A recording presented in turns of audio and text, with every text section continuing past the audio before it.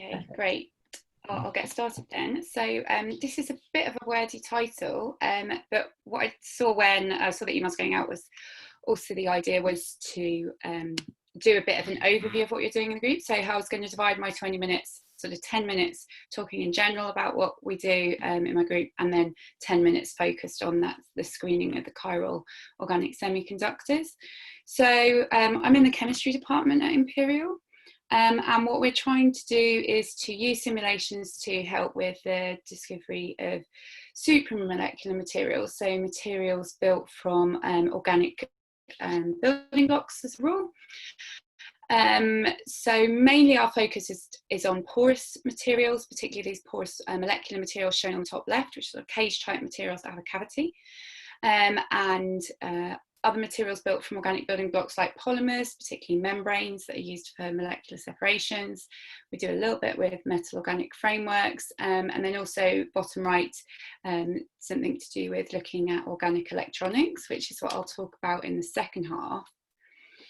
So the overview of the sort of themes of what we try to do in my group, they're generally sort of focus on the starting point from this top left box, and the idea is to be able to, from organic molecular precursors, think about the ways in which those precursors can be assembled together into three-dimensional structures, which outcomes you're going to get from your reactions, and then building up databases of candidates that you can screen for properties. And we link to that the use of an evolutionary algorithm to explore the search space for those materials. Then what I'll talk about in the second half today is where we're focused on structure and property prediction in organic electronics. And then what I'm not talking about at all is other work looking at building amorphous polymer models, where those polymers are used in membranes for molecular separations. And there we typically work with colleagues in chemical engineering departments. So in general, what we'd like to do is to try to help with the discovery of these materials, and they're built from these organic building blocks, and there are sort of two key hurdles in trying to discover these new materials, and we also work very closely with experimental colleagues. One is the size of the search space that you've got. So it's estimated that if you enumerate out all the possible ways you can build even small organic models, nitrogen, oxygen, and just the light atoms, that you get to about 10 to the 60 possibilities for the ways those can be arranged with different rings, etc. So that's an absolutely enormous number here. It's more than there are atoms in our solar system, which is what I'm representing here. And it's estimated that ever we have had about 10 to the 8 of those made. So it's an enormous search space. And how do we search within that to find new organic materials that have good properties? And then the second part of the discovery problem is the one of assembly. So organic materials assemble very unpredictably in the solid state, and because properties are so tightly related to how the materials have assembled, that makes the property prediction very difficult, and it means the inverse problem is hard. If you just know the properties you want, it's hard to go backwards to which precursors that you need for that because of the assembly problem in the middle. And just trying to represent that here, this is a plan of the campus, the new Imperial campus in White City, where the chemistry department space. So if my cursor is showing, the chemistry department is this building here that we moved into, I think, 2 years ago this month. And the difference in building a building or something like Lego is that it's much more predictable, and for our department you could have a blueprint and know the way in which you're getting to the end product of the building that you want, and you can't do the same in chemistry for organic materials in particular. So what we're doing in our group is focusing on both of those problems. In the first case, finding good ways to search and generate new molecules that could be precursors for materials. And then for this second point, we also do quite a lot of work around structure prediction. So we are trying to use computation to assist in the discovery and exploring these spaces of organic materials. And one of the key ways that we've worked to do this, and in particular Lucas Ticani, who just finished his PhD in my group, developed this software called STK, or the supramolecular toolkit.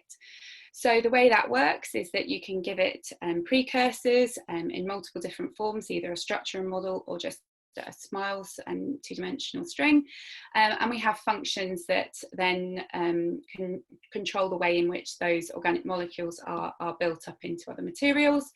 So we can build them up into the organic cages that we look at a lot in my group. You can build linear polymers or small molecules made from different building units, and you can build into some framework materials like covalent organic frameworks, COFs, and we also have extended it to adding in some metals in the form of metal organic cages as well.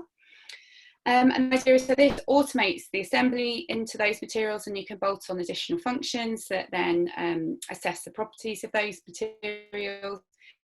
So if for porous materials, we might just simply assess things like the porosity, but you can combine it and link it up to other codes. We use GFN-X2B quite a lot for doing relatively computationally cheap assessment of electronic properties.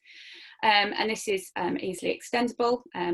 Software SDK is written in Python, uses quite a lot of RDKit for the chem informatics, and is available open source on GitHub, and there's also a Slack group you can join if you want help with it. So that makes it much more rapidly that we could look at hundreds or thousands of possible materials, but you still have the problem that the search space is massive. So we also added in an evolution SDK that can use principles of an evolutionary algorithm to search the space more efficiently. So to describe the key functions of how that works in our case, so in the box labelled A, have an example of a mutation. So in this case, if we have a simple schematic of a porous organic cage that's a cube, it's typically made of two precursors. So at the top, a purple and a cyan one. And you can do a mutation by swapping in a random building block from the database of precursors that you have. And if you're doing a crossover, then you take two parent individuals and switch two of their precursors, in this case, switching purple and navy building blocks. And I should say, in terms of the mutation, so what I'm showing on the right-hand side, you could do a completely random mutation if you had this precursor in your system. But if you want to have a mixture of exploring wide regions of your chemical space or much closer, more local regions, then you can also assess the similarity of your precursors in your database. So an example for this precursor here are the ones at the bottom, so ranked by similarity. So you could add the next most similar molecule assessed by dissimilarity score at the bottom, which just has an OH group added, or one that has a chlorine added, or a methyl group, and so on. And then the other part of the evolutionary algorithm is that we obviously require some fitness function that we're trying to drive upwards over the run. And we started off with simple examples for porosity again, and we can have a variety of features that we weight to different extent, and we either try to increase or decrease. So for instance, we can just look to maximise or increase the pore size towards the target view, and we often assess how symmetrical the system is and the size of windows, which we do with, again, some other open source software called PyWindow that we've developed in the group. And as well as the fact that that gives you specific targets that we then pass onwards to our experimental collaborators, you can also come up with design rules, in particular by looking for whether particular features of the building blocks are selected for over the period of the evolutionary run. So this is an example of 3 different runs, and this monitoring simple features of the and seeing where you end up. And on the right-hand side, if you have particular features, in this case, discrete features, in this case, topology, you can see if a particular feature wins out over the course of a run if you're trying to guide towards a specific property. So in the remainder of my time, I will move on to something that we're doing that's slightly different, but works on the same principles of trying to screen chemical space for properties, just different properties. So this is some work mainly by Julia Schmidt, who is a PhD student in my group, and she's looking at screening chiral organic semiconductors, looking at how you can change side groups and the assembly to optimise charge transport. So these specific molecules that we're looking at are called these helicene molecules. they're synthesized by Matt Fluchter, who's a colleague in my department, and we work with him on this. So these molecules are chiral based upon their shape. So they have left and right handed forms, as shown in this top left image. And he looks at them for their optical properties, including looking at them for organic field effect transistors. So they're interested in the one of the properties they're interested in particularly there is in the charge mobility.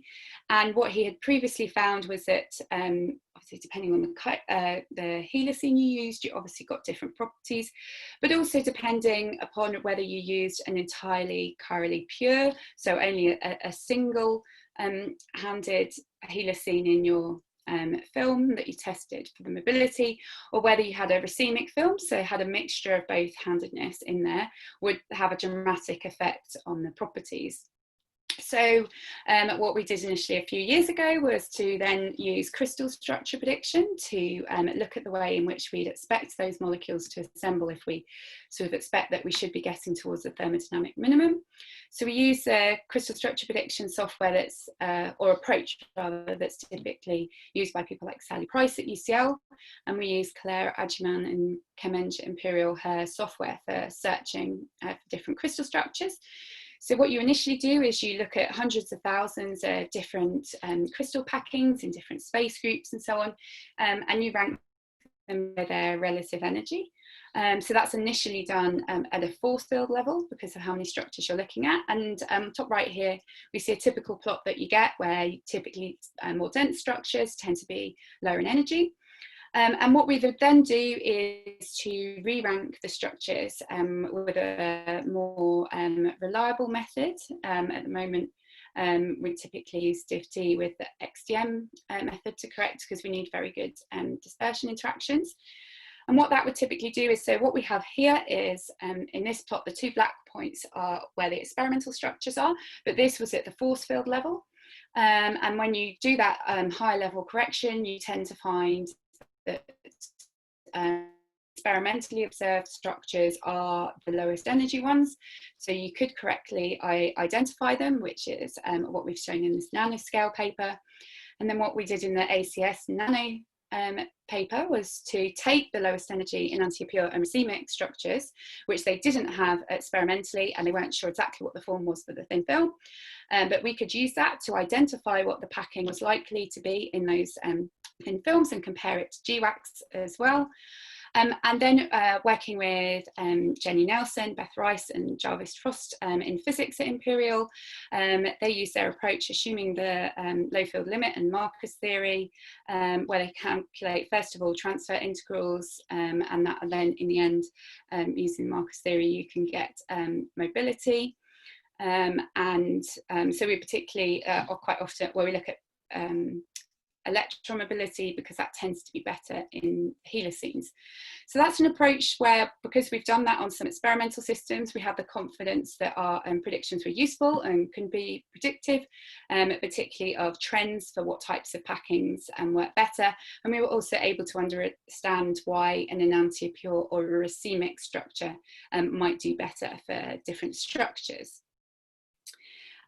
So that's our past work, and then what Julia has been doing most recently was to say, can we now look at a larger number of systems and to screen for whether if we increase, if we functionalize these helicenes, whether we can potentially improve the charge mobility. And we were focusing on that as our sort of figure of merit was looking at the transfer integrals and also the inner reorganization energy, and looking at the ratio of the two as a figure of merit.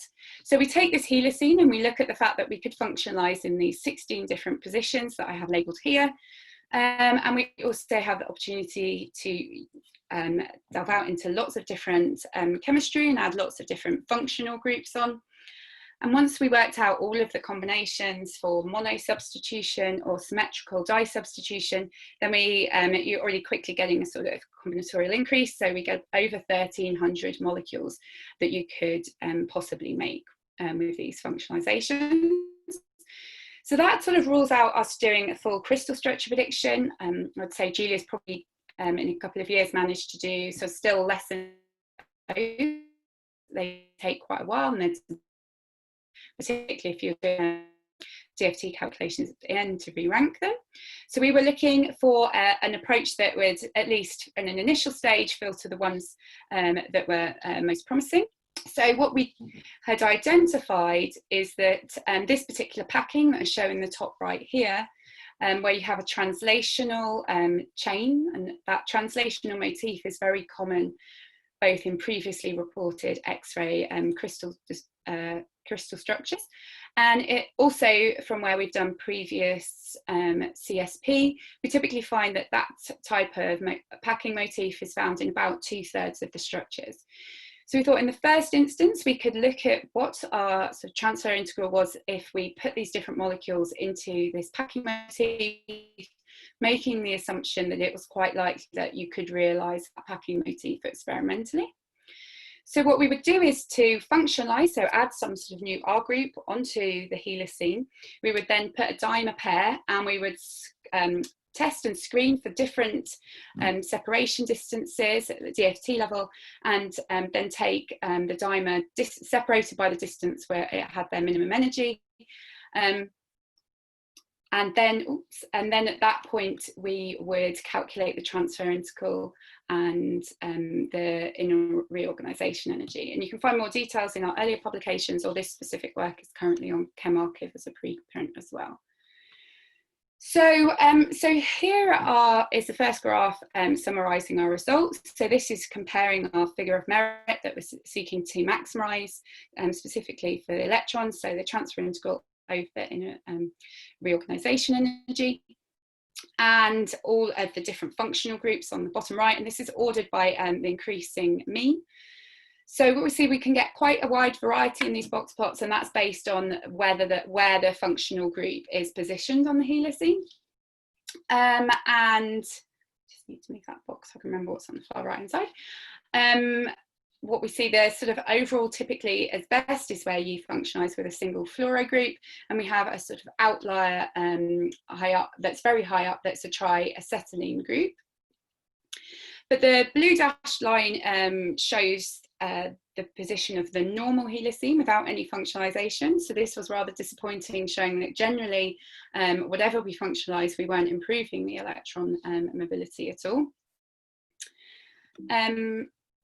And a similar thing we also found for dye substitution, that again, it didn't typically, overall on average at least, improve things compared to not functionalising. But again, we could see that if you were going to functionalise, the fluoro groups were particularly good, and here again, an outlier that was high was a particular dialdehyde group. So, and we could also sort of use this to delve down into analysis of whether specific functional positions are particularly good for increasing this feature, which we can see is typically putting the functional groups at the endpoints of the helicene.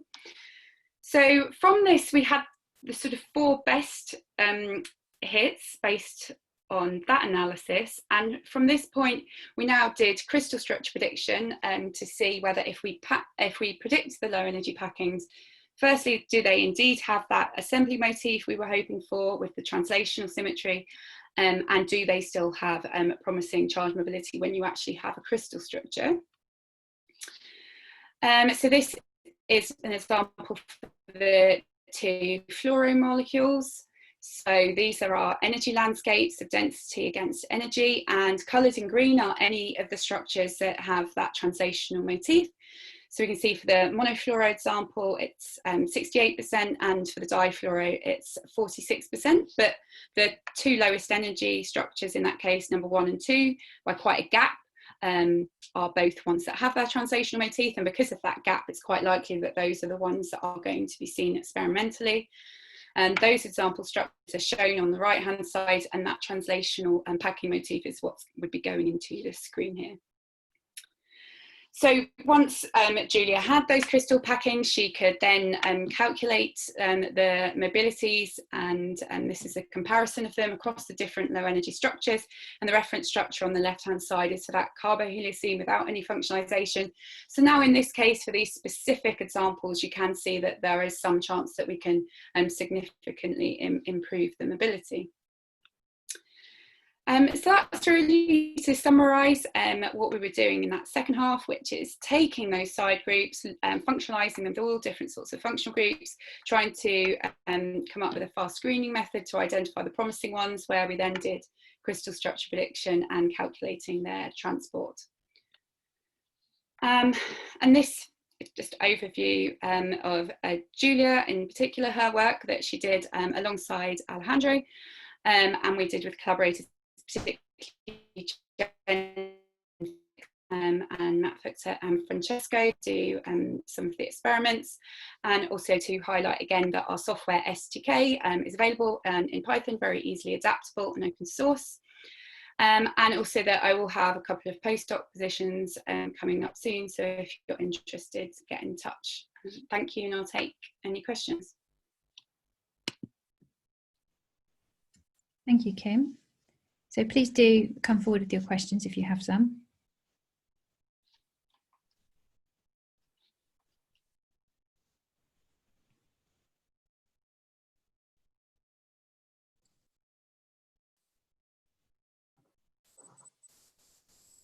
Hi, lovely talk, Kim.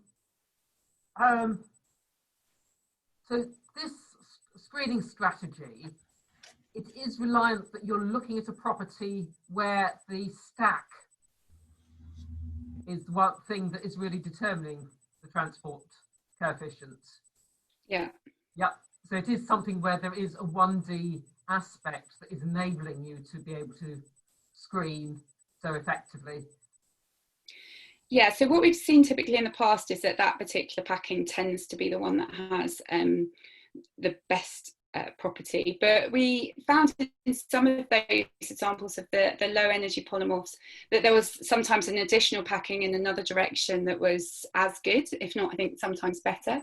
And that would be your ideal case, is that you've got good transport in all the directions, so that it didn't matter exactly how you end up deposited. So they weren't that anisotropic in the property that it was obvious that that stacking was what you had to optimise?